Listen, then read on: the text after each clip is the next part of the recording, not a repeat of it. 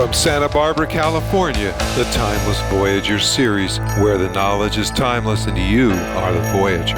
Interviews with leading-edge authors and speakers, psychic phenomena and the unexplained, UFOs, extraterrestrial encounters, government cover-ups, alternative healthcare, new technologies. Fasten your cosmic seatbelts and join me, your host, Bruce Stephen Holmes, the Timeless Voyager.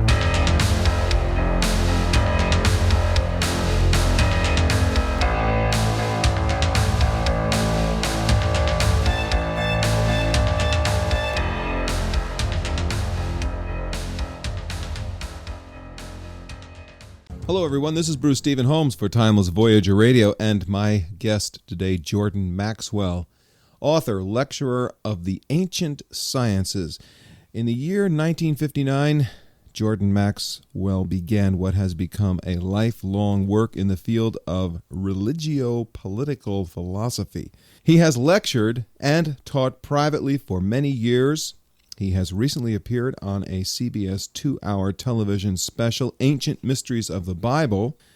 He has also appeared on Larry King Live on Nation Cable. Welcome to the show, Jordan Maxwell. Thank you very much, Bruce. Happy to be here. All right, you have a lot to tell us. I guess you have spent a great deal of time investigating the beginnings of religion. Yes. My life in this subject started back many years ago when I was just a little kid, because one of my family members was a member of the team at the Vatican in the Vatican Secretary of State's office. And on occasions when he would come back to this country to visit the family, he would sit and talk for hours about all of the intrigue going on throughout the world. And so as a little kid, I was getting this kind of material in my head, hearing the fascinating subjects about secret societies and fraternal orders and their influence. Let me interrupt for 1 second. Mm-hmm. A lot of people do not know very much about the Vatican. Yes. Maybe you could just give them an idea about this, and it is a country, isn't it? Yes, it is a country. As a matter of fact, it's a very powerful country, politically speaking, because heads of state from all over the world come to the Vatican to pay homage to the papacy. The papacy plays a very, very important role in international politics, and it always has. But what's interesting is that a new development has been developing on the world stage in relation to the Vatican. That is an occult Freemasonic order that goes by the name of P2, or Propaganda Due. It's made up of some of the most profoundly important right-wing fascist Freemasonic figures in Europe. Sounds almost like our government at this point. Yeah, that's right. I don't know why I say things like that. Okay, go ahead. And, well, it's actually true, because the man who was the Grand Master of this Masonic order, Lucio Gelli, was invited by Ronald Reagan's campaign to appear at his inauguration. And there are pictures of Ronald Reagan with Lucio Gelli. And so Europe is a very small world, and so is America. There are many important connections between Europe and America, as we know. Let me explain something to you that you might find interesting, that we're hearing a lot about this new world order that the president keeps talking about. If you understand that Europe was the old world, and that America, of course, is being discovered, was called the New World. In the old world, it was dominated by the Vatican, and the Vatican dominated Europe. Europe dominated the world. It was said that the powers behind the Vatican was an order of Freemasonry. It was an occult order of Freemasonry operating from behind the scenes, and thereby exercising influence over European politics. Now, that was an old order, like the order of the Masonic order, or an order of priesthood. So an order is a fraternal order. And you're actually saying that this group, this very small group of people, right, very small, ran the show. Yeah, from behind the scenes, with the Vatican out in front as the front organization. But there is and actually, of course, representing religion would make it untouchable. absolutely, and of course you wouldn't want to do anything to harm God's will on the earth. When you understand that the powers behind the throne, there has always been this knowledge of the powers behind great religious institutions. Well, the powers behind the Vatican throne in Europe for the past 1600 years has been referred to in circles as the Old World Order. It was the order of the Old World. And with the coming of the discovery of this country, we become known as the New World. And therefore there is now a religio-political fraternal orders which dominate our country, and therefore through us dominate the world. And that is a New World Order. So when we hear the word order, we're talking about a fraternal order, like an order of priesthood or a Masonic order. And that this New World Order is operating out of our country. We're talking about the New World Order, the Old World Order, and Vatican City of all things. Yes. Well, what you have to remember, too, when we use the term religio-political, there's never been a religious movement ever in the world that didn't have a little politics in it. And there's never been a political movement that wasn't a little bit religious.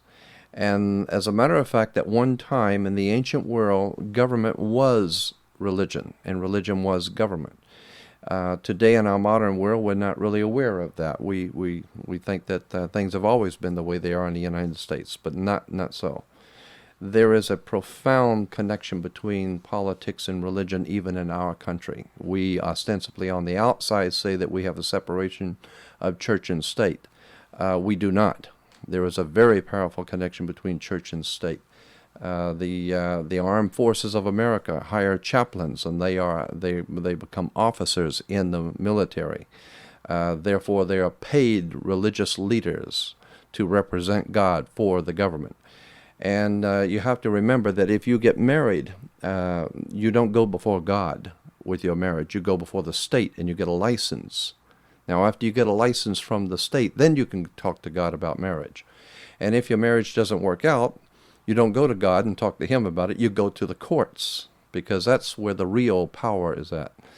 And it's interesting too to draw the point out again that there is a connection between church and state. Just think about the church scene. Inside of a church is identical to a courtroom.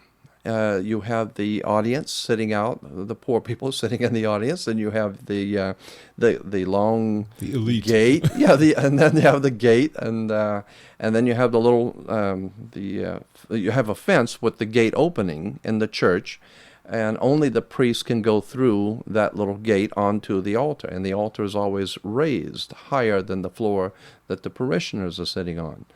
And the reason for that is to show that they are higher. It is a higher power that you are looking to. And then, of course, the clergy comes out usually with a robe, a black robe in relation to Christianity. The Catholic Church is a priest with the black robe. The black robe of the priest is the same black robe that a judge wears when he comes out before the audience. They are both officiating for God. So we've got a lot of symbolism here, don't we? Oh yes, profound symbolism, and it all means something. Symbols are like letters of the alphabet. You put them together and they spell a word, and you put enough of them together and you've got the story. And today we are so busy in our world that we really don't look around us and see all of the profound imagery around us. And it means something, like the Shell on the Shell Oil Company. The Shell is actually a rising sun, and if you just look at it, you will see the sun rising between the two triangles of Freemasonry. Let's see, Arco. Arco is the Masonic square, which goes back to Jason and the Argonauts. And of course, if this is playing in different areas of the country, they may not know these symbols. But look at these emblems in the oil companies and cigarette packages and food items and automobile emblems. They're all, a classic example is the Chrysler. But aren't there? And I don't mean to interrupt you on the Chrysler, but it has been said that these symbols, these ancient symbols, these are are deep within the collective conscious. So this is not just a mistake that they happen to be religious and also political and also at the same time advertising. No. Everyone's using the same symbols. There are only, probably a finite number of symbols that make any sense, and so everyone's going to use them. Yes, that's right. However, if you understand that government politics is actually a business, it is a business that's been around for a long time. America is a business. America was founded as a business. As a corporation. In the original 13 colonies were not called colonies, they were called companies. That's why, of course, in corporate law, every corporation has to have a president and a vice president, and we have a president and a vice president of our corporation. This country is a business. And, or at least it was. Well, even in business, sometimes you cause yourself to show a loss or whatever. So there's much chicanery going on in both politics and religion. So, all right, look, you've got to spell it out now. So are you saying there is no loss? What was the question again? That there is no law? You said loss. You said sometimes you show a loss when there isn't one. Oh, well, no. Anytime you have a loss... the point is that here's what I'm saying. Yeah, I know what you're saying. Now I'm going to answer it. When you have a loss, just remember that there's just so much money out in the world. And if someone's losing it, that means it's going somewhere. Therefore, someone is making it. So when you see a big stock market crash and everyone loses their money, somebody just made a lot of money, because all it amounts to is money has changed hands. And so that's what's happening today. Our country is in very bad economic straits because somebody's got all the money. Now, who do you? I mean, do you? Well, you I have an I'm opinion? not even. You have an opinion. Oh yeah, I have an opinion, but I'm not going to express You're it not going to because express it. no. But I don't think I have to. I think we all understand that the golden rule: he who has the goal makes the rules, and so we understand that there is no real power in the hands of the people of this country. It hasn't been for a long time, if ever. We understand the political setup that we have in our country is identical to many in the ancient world. All right, and of course, this is Timeless Voyager Radio. My guest today, Jordan Maxwell, and we are talking a great deal about, I guess, the background, the screen, so to speak, that the movie falls upon. So the movie is life is the way it looks, and basically we're finding out that there's something that this whole thing falls upon. Right. And namely, this is something behind the scenes, the puppeteer, so to speak. Yeah, exactly. All right? Yeah. Let's take some of the major religions and find out what's going on here. Well, let me bring this out first. Even our motion pictures reflect an occult story. And they're telling you, see, motion pictures, the old magic practicing priest of the Celtics, the old ancient Celtic magic priest, had the magic wands. And the magic wands they used to dupe people or to work their magic on the people. Magic wands were always made out of holly wood. And consequently, our masters still use holly wood to manipulate our thinking and tell us stories, and there's a tremendous amount of symbolism in the motion pictures today. And a classic example I like to bring up is Indiana Jones and the Last Crusade, and Indiana Jones and the Raiders of the Lost Ark. And when you see Adolf Hitler looking for the Lost Ark with Indiana Jones, where are they looking for the Lost Ark? They're not looking in Jerusalem or the Holy City. They're in Egypt. And I say that you cannot understand Indiana Jones and the Last Crusade unless you understand the First Crusade. So Adolf Hitler again plays a part in that with the Holy Grail. Excellent book to read on that subject is Holy Blood, Holy Grail by Bagentley and Lincoln, published in England. It's a fascinating subject when you see how... You've brought up way too many things here now. I'm going to stop you. Yeah. Well, okay, let's go back to Indiana Jones. Yeah. All right. Why should they not be looking for it in Egypt? Well, the Lost Ark, Raiders of the Lost Ark, and they're looking in Egypt for the Lost Ark. The reason why is because Steven Spielberg and George Lucas and people of that caliber understand the real story. The whole idea of an ark came from Egypt. It has to do with a very powerful occult symbol that was used in Egypt thousands of years before the Hebrews ever existed. There was such a thing as the Ark of the Law. It was a box with two handles on it. It had the two winged angels on it, just as we see pictured today, the Ark of the Covenant and the Hebrews. But thousands of years before the Hebrew nation ever existed, there was the Ark of the Law in Egypt. And that ark was symbolism for a very powerful force that Egypt was able to dominate the world with. And with the coming of Western man, the concepts and ideas coming out of Egypt were adopted by Western man, and the same magic is being used today, such as in Washington, D.C., we see the obelisk. The obelisk sitting in front of the Capitol building is an Egyptian obelisk, meaning it's a very profound meaning of that obelisk that sits in Washington, D.C. And on the back of the $1 bill is a pyramid with an all-seeing eye. The pyramids are in Egypt. Among esoteric circles today throughout the world, America is referred to as the New Egypt, the coming New Egypt. All of her political, religio, and philosophical systems originated in Egypt, but most people are not aware of that. There's some very important things going on that we have just not been told. Okay, let's come back up now to, we were going to talk about Christianity. That was something that you felt was really important. Yes, I do, and I don't know if we're going to have enough time because usually it takes me hours when I get started on this. I did a 4-hour lecture in San Francisco, and that didn't even begin to do justice to the subject. Mm-hmm. I have about a 50-page manuscript of that lecture, and I feel every page is very important, but basically what I'd like well, to... hopefully you were not going to read it now. So. But that's why I'm saying that... I could feel all the listeners out there going, oh no, well, I'm going to go to another channel then. No. There's so much to do. There's so much to say in relation to Christianity and... Well, first of all, let's make a statement, okay? Okay. The statement is this: we're not in any way knocking Christianity. No, not at all. No, I'll say it myself.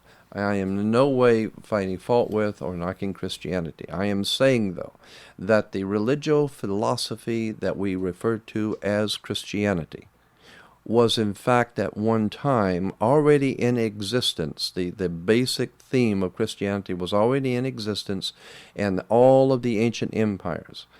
It's interesting to note that a man hanging on the cross was never pictured by the first 400 years of Christianity. They never had a symbol or an emblem or a picture anywhere in Christianity of a man hanging on a cross. It was always pictured as a lamb or a sheep carrying a cross.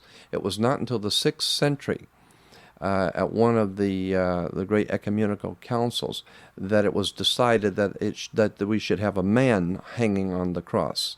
And that's when the conceptual idea of a man on the cross was developed in the 6th century. Are you stating that Jesus did not die on the cross, or are you stating that even though he died on the cross, they didn't use that symbol until later? Good, I'm glad you picked up on that. I'm saying that there was a man named Jesus.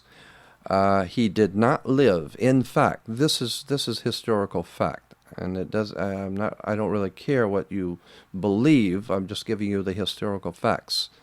That there was a man named Jesus. His correct name in Hebrew was Yahshua ben Pitara. Yahshua ben Pitara, or Joshua, son of the panther. He lived approximately 100 years before the Jesus of the Bible would have lived.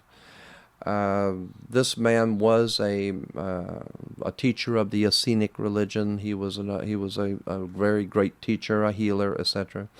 But a religion grew up in the empire, the Roman Empire, that we have come to know today as Christianity. I am saying that Christianity is, in fact, one more expression of a far more ancient religious philosophy that has all of the earmarks of being one more retelling of the story. That's why the Bible is referred to as the greatest story ever told. It's not the greatest collection of facts. It's the greatest story, in that it is a story that has been told for thousands and thousands of years. Even the Babylonians had their holy man come down from the holy mountain with the tablets of stone. And the great teacher, they had their messiahs who died on a cross and who died on the upright tree and who was buried and was born again after 3 days, etc. So this doesn't in any way lessen the story or take away from the information. No, not at all. This is no way saying that Jesus was not the Christ. No, what I'm saying is that I just want to say this though. What you are saying though is that the story may not necessarily be exactly what we think it is. Yes, that's very true. And that there is a history to religion that we are not often treated to, especially in America. There is we're fond of saying that we have the freedom to think and freedom of speech, etc. But that's true. We do have a freedom of speech up to a certain point. But there are certain things which are accepted as socially, we just don't talk about them. And many years ago, in my family, we used to say we don't talk about religion and politics. Politics and religion was off base. We don't talk about that. Now I know why. Now that I'm 52 years old, now I understand why. Because religion and politics are very volatile subjects because a lot of political and religious leaders do not want you talking about religion and politics. Because the more people talk about something, the more they investigate it, the more the subject is discussed, the more it comes out. I'm saying it's about time we do discuss religion and politics. I think there is a very important connection between the two, and I think it's about time we look at that connection. All of this information has been hotly debated. Mm-hmm. It's been debated to the point where most people say, look, I don't care. Right. Well, that's true. Jesus is the Son of God, and that's who I'll pray to. Right. All right. What's wrong with that? Okay. I see nothing wrong with the teachings of Christianity. In fact, I myself adhere and believe the teachings of Christianity to be basically a very fine fundamental concept as the way to lead one's life. But you must understand that it is a story which has been retold and retold and retold. And so if you understand it correctly, and that which I would call correctly understanding Christianity, you would understand the basic principles which are being discussed, rather than hanging everything on just the story. Because reason and logic alone would tell you. You have to ask the questions like, did all of those people back in the Bible days when the Bible was being written go around with tape recorders or court stenographers and check every single word every prophet spoke, or every character in the Bible spoke, and what he did and where he went and what he said? Did they have tape recorders? How do we know that every single word, and it must be exactly that exact word, must coincide with this word, and this event coincides with that event? There's only one way you could get a book to coincide and fall in line completely as a beautiful whole story, is if it was written as a story. So that's what I'm saying. The Bible was written as a very beautiful story if you understand that that's all it was a story. Now, there is some good history in the Bible. Just as today you can Wait, are you saying that the Bible is not the Word of God? Well, I don't know if I'm going to say that. I don't believe that it is the only divine book in the world. Okay, I think we can buy that one. Yeah, okay. But anyway, wanted to bring out something that's still stuck in my mind about the Steven Spielberg and George Lucas movies. Good, I was going to get back to it. Good, okay, so I did it for you. If you remember that, let's see, one of the movies was called, now it slips my mind, The Empire Strikes Back, okay? The United States is the empire. New York is called the Empire State. If you understand that at one time, as I said, the world was dominated by the Vatican. The Vatican dominated Europe, and there was a world war. As a matter of fact, there's been 2 world wars between powerful secret societies vying for power on the earth, and one is the vying for power on the earth, and one is the New World Order as opposed to the Old World Order. I believe that's why the world wars have been fought. That's why we're having skirmishes all over the world. I have 2 books right now in my collection that one was printed in 1969, one was like in 72, 73, talking about how Yugoslavia was going to be divided between the secret societies. They were going to go in and cause a lot of confusion and chaos and break up the status quo there purposely in relation to this new world order coming. So there's got to be some connections here with what's happening today when there are very knowledgeable people who have foretold these things to happen. So you're really saying that nothing happens by happenstance, but this is all being orchestrated by some small group of people. I think that in this world there are a lot of things that happen by chance, but I don't think the important things which matter politically are allowed to happen by chance. Keep in mind, when you hear government officials talk about crime and drugs, and they can't seem to get a handle on the drug traffic, and they can't seem to get a handle on the crime in the streets, and they're just not able to really get a handle on these problems. Just remember that almost 60 years ago, the United States got a handle on Nazi Germany. It got a handle on the standing army of Adolf Hitler all over the world.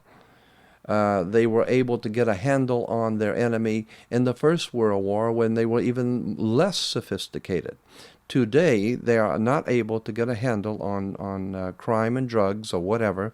But if you decide to write a letter to the IRS and tell them you're not going to pay your income taxes, they will find you. Even if you go into the Amazon jungle, they'll find you. If it costs them $1 million to find you, and they'll bring you back. So what is your point on this? So my point is that any crime that goes on, or any drug trafficking going on, it's going on with the knowledge and with the consent, cooperation of some very powerful people who, for whatever reason, it might be just to keep you frightened to death and keep you worried about the future, so that you will accept anything that they give you, any kind of an idea they'll come up with. They have the power to shut down anything they want anytime they please. So if something is going on, it's going on with their help, or they're allowing it to happen politically. And this is the same thing that happened in Nazi Germany. Adolf Hitler told the people in Germany that in order to keep the crime off the street and all the trouble that was going on and the confusion, that all they'd have to do is elect him. Folks, it's been quite a show. I hope that you haven't missed it. We are going to talk a little bit now about the Illuminati, or maybe a lot. Jordan? Well, let me say for the audience that what I'm not saying is that the whole world is totally controlled. But reason and logic alone dictate that the president and vice president and chairman of the board of General Motors do not get up each day and then over coffee try and decide what they want to do today, or the Ford Motor Company or anyone else. These people are smart enough to know they have to plan 10 years, 20 years ahead of time and coordinate their plans with all the other industries in the world that supply the rubber, the glass, and the oil and everything else, so that it is a very big business. Well, America is a very big business, and the world ship of state is a very big business. And if you're going to change the world in any way, you have to turn it around like you would an Exxon oil tanker. It's not easily done. You have to plan for it. Obviously, there are some very powerful people in this world behind the scenes who are wielding power. It's just a fact of our existence.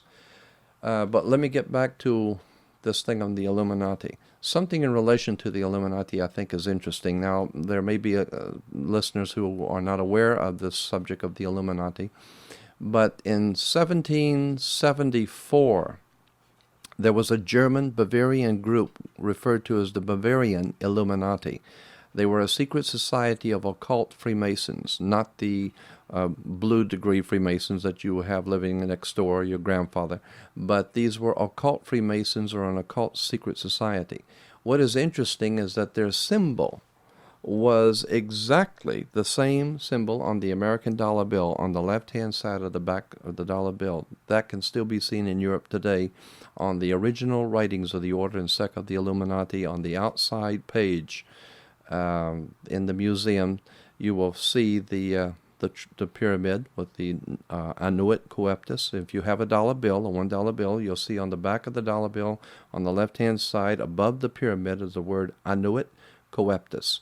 Annuit is Latin for our enterprise or our project, and coeptus means is now a success or has been crowned with success. So what it's saying, annuit coeptus, is our enterprise is now a success. And you say, well, that's fine. What enterprise are you talking about? Beneath the pyramid is novas ordo seclorium. Novas is Latin for new, ordo is for order, and seclorium is for the world, seclorium or secular. So the bottom of the pyramid, we have novus ordo seclorium, the new world order. Our enterprise is now a success. That's what our president is going around the world talking about today, is the new world order. Why? Because he, like me, knows it's now a success. There are a few people in the world who haven't gotten in line with the new world order, but they'll be dealt with accordingly. Any time a country goes to war, or is building up an animosity for a future war, we always picture, and all countries do, picture the coming enemy as a despot, as a murderer, killing babies or whatever. You've got to generate that kind of furor in the people's minds so that it will justify your going to war with this terrible person. So this is our media and our press fulfills this need, an absolute need. It used to be called propaganda. We don't hear that No, word we anymore. don't call it that. We call it news. It's called the evening news.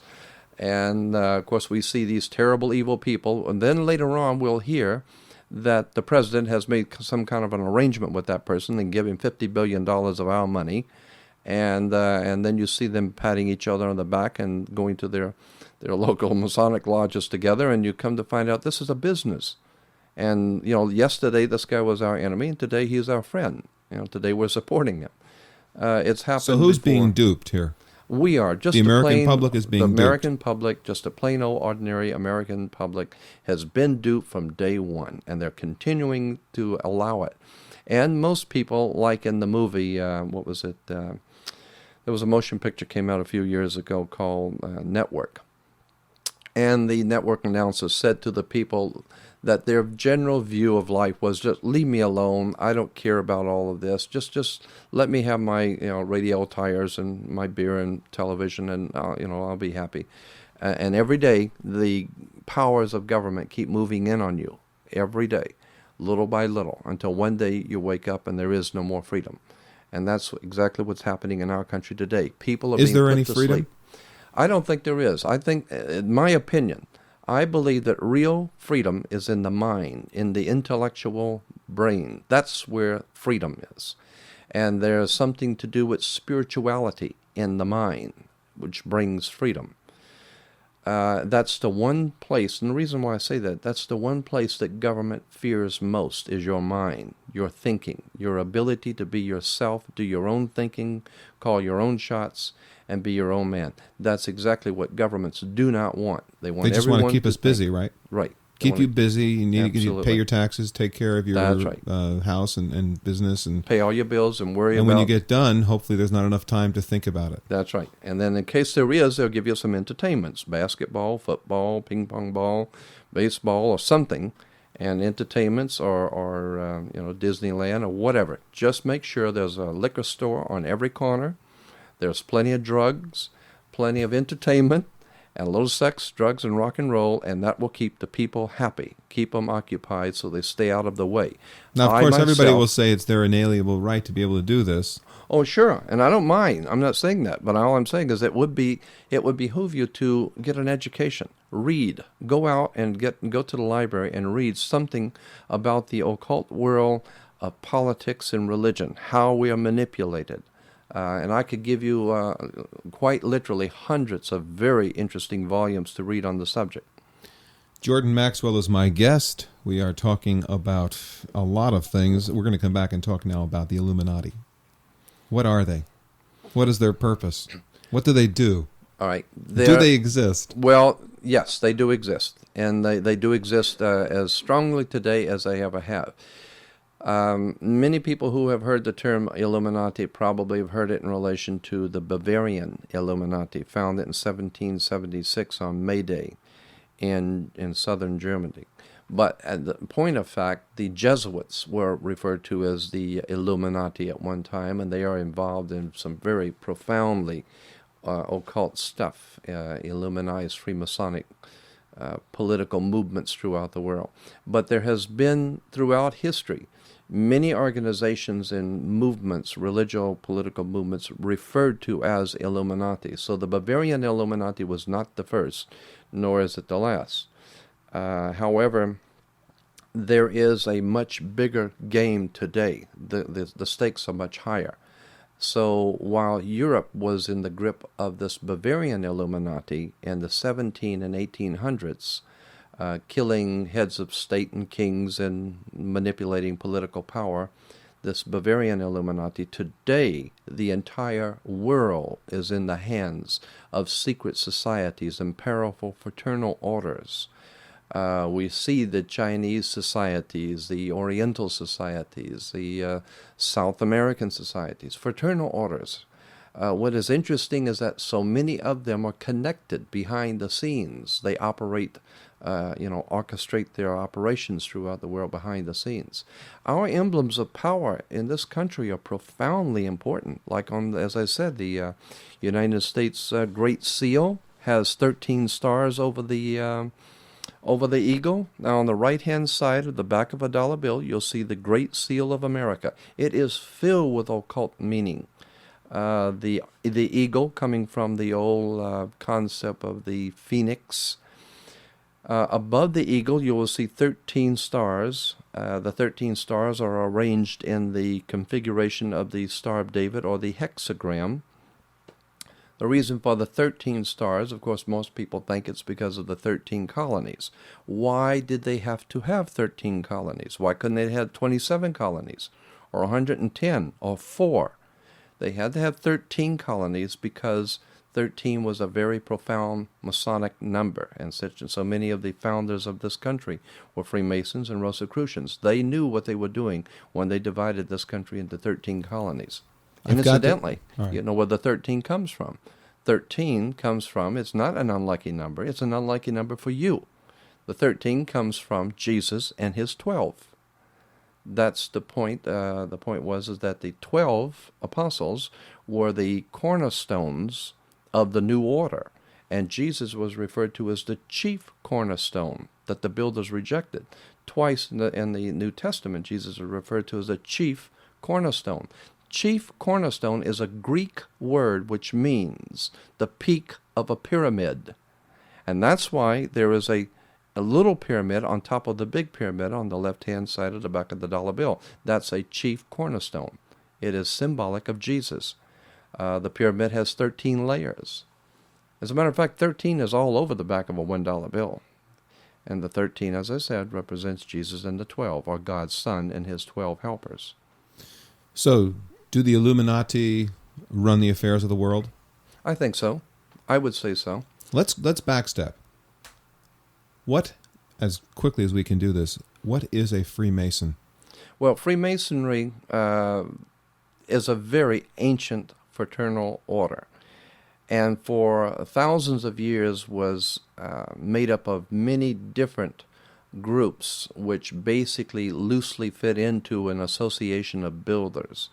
If you go back to the most ancient times in which men built with bricks, like the pyramid and all the ancient temples, they were brick builders. And consequently, even today, we refer to someone working with bricks as a brick mason.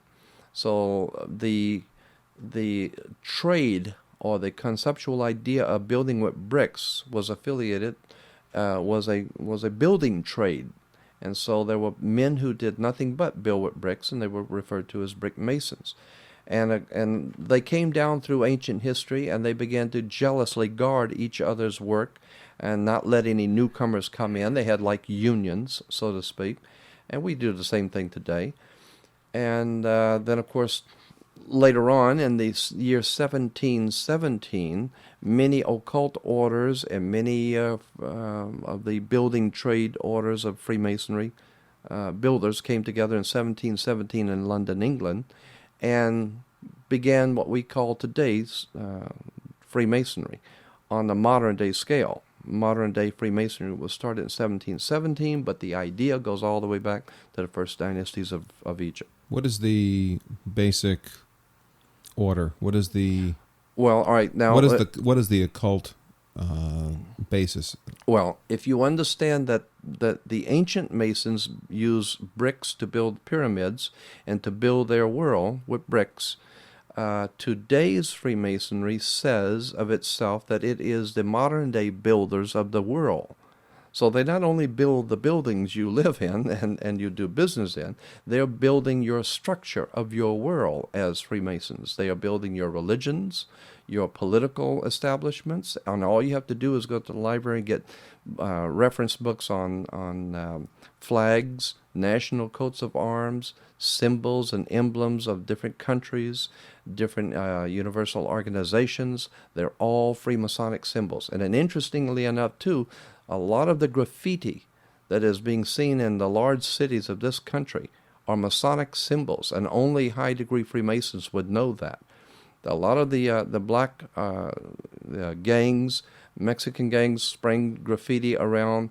A lot of that graffiti is very powerful Masonic symbolism, which leads me to wonder, where would these kids know those symbols?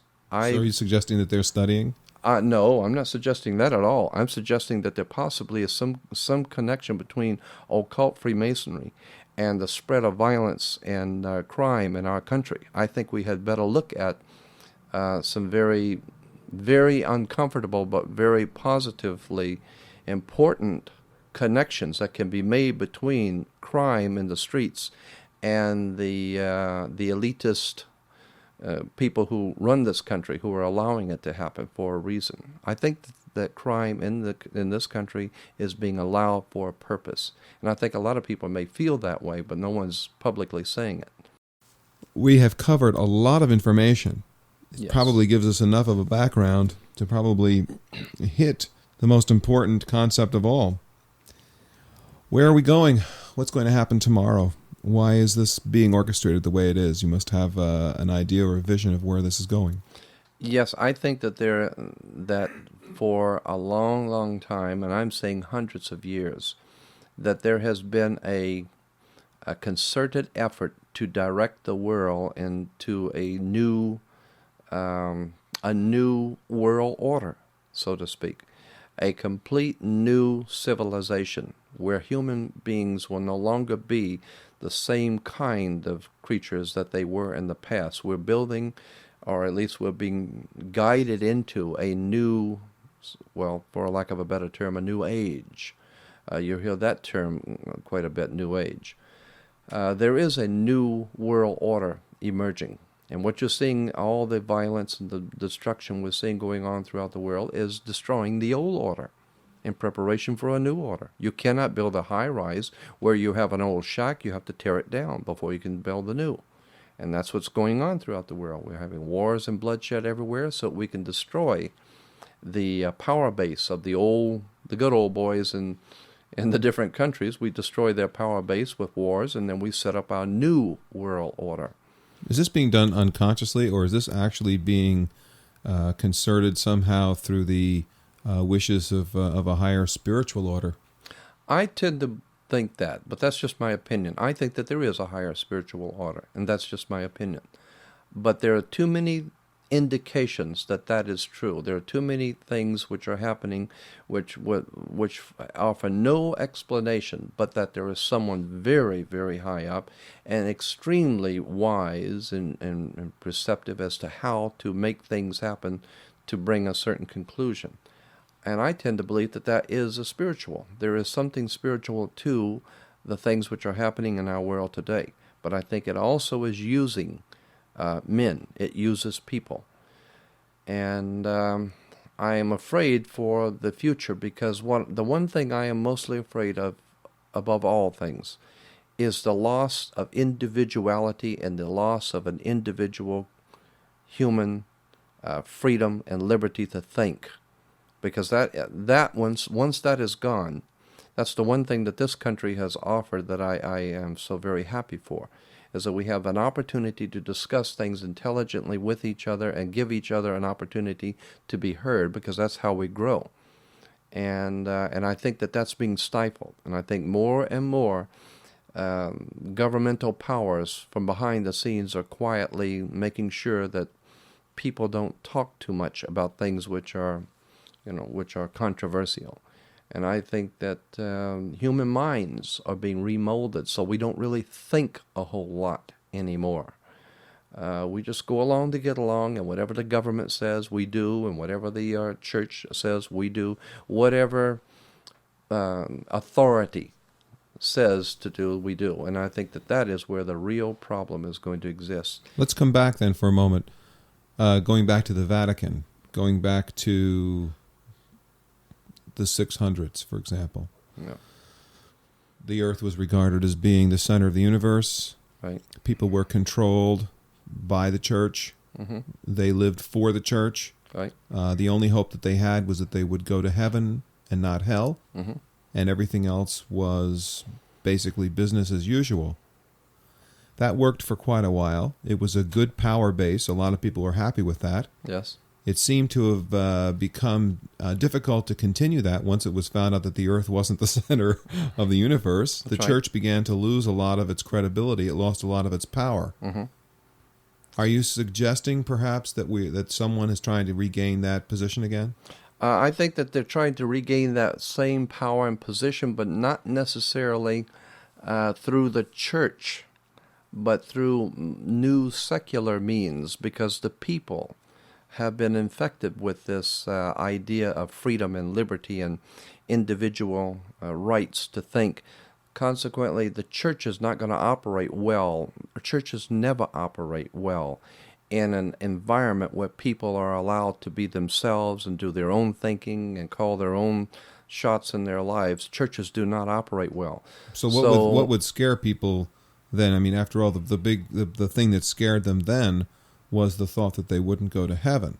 Yes. What could be big enough to scare people now? Total destruction, environmental collapse, world war, some terrible catastrophe coming, probably even aliens or whatever. I'm sure there's enough out there that some very brilliant people can come up with something to scare the life out of all of us, and not to mention just nature itself is frightening me to death, volcanoes, etc. And I wonder how much of that is man-made. There's a lot of high technology going on in this world too. So the underlying agenda here has been control through fear. Mm-hmm. That's it. That's exactly right. And so I guess if there's any message here, it's to rid yourself of fear. Yes. That's exactly what I would say. Rid yourself of fear and educate yourself. Go to the library, get some books on occult history.